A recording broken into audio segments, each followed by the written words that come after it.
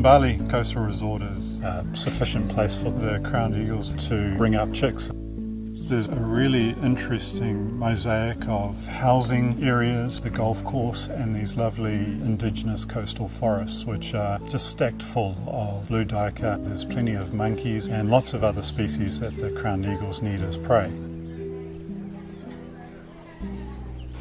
The crowned eagles are so close to the lodge with a lot of human traffic. The crowned eagles may select the tree rather than the surrounding area. Those chicks that are raised in the nest just take it as part of their life, so they already grow up with a high affinity for human contact, and they can then go out and set up a new nest in an area where a wild crowned eagle wouldn't think of. Gum trees are a preferred nest site for crowned eagles in this area.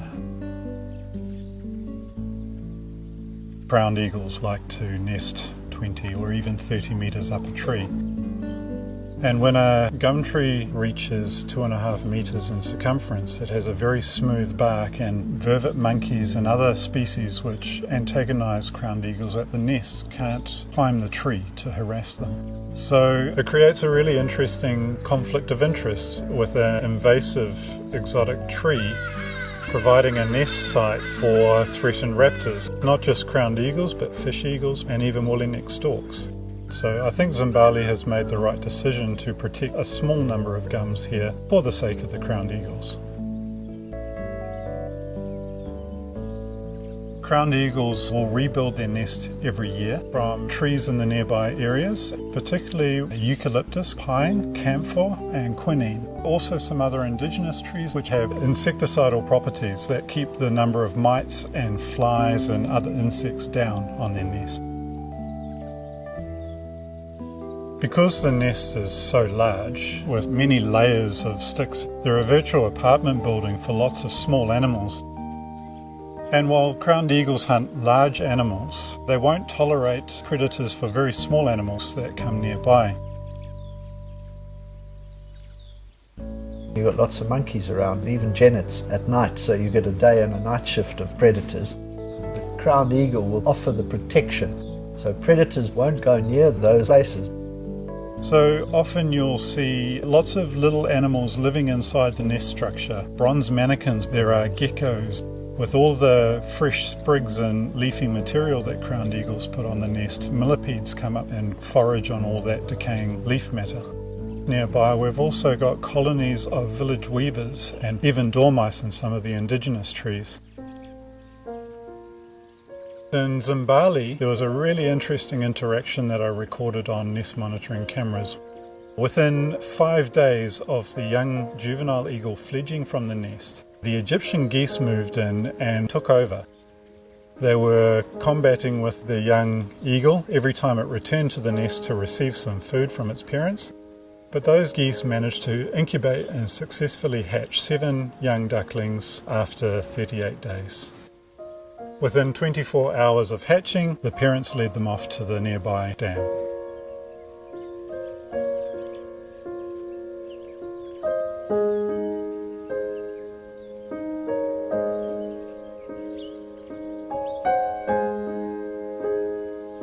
The reason the chick, which fledged in February 2013, became so familiar with people in Zimbali was because of the geese.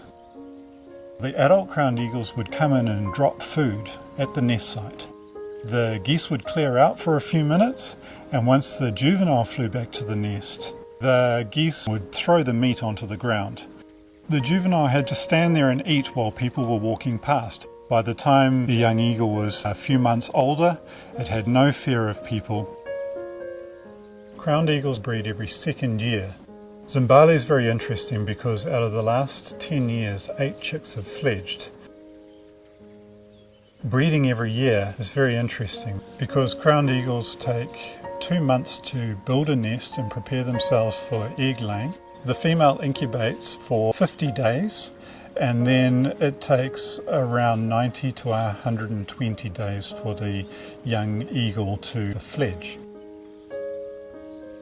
It will return to the nest to receive food deliveries for at least 5 months.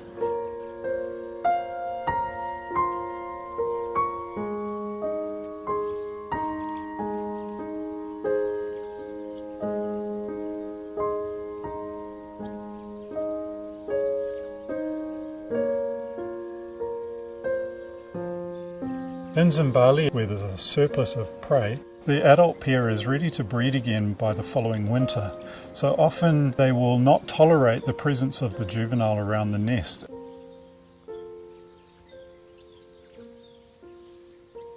These naive juveniles come into contact with people and with suburbia, and they don't have all the skills that they might need to hunt wild prey. So we tag the eagles with coloured ID rings. They also have a saffron embossed steel ring which will stay on for its entire life.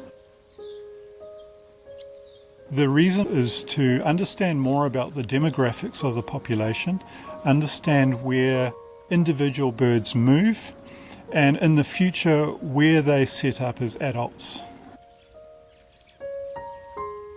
The most efficient way to tag the eagles is to climb the nest when the chick is around 70 days old.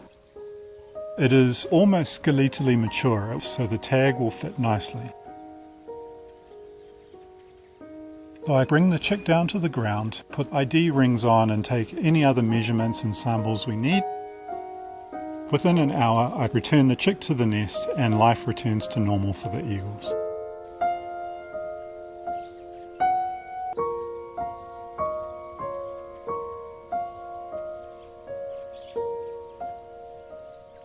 The male and female of this pair could be anywhere from 6 to perhaps 20 to 30 years old. It's impossible to tell whether it's 5 or 20 years.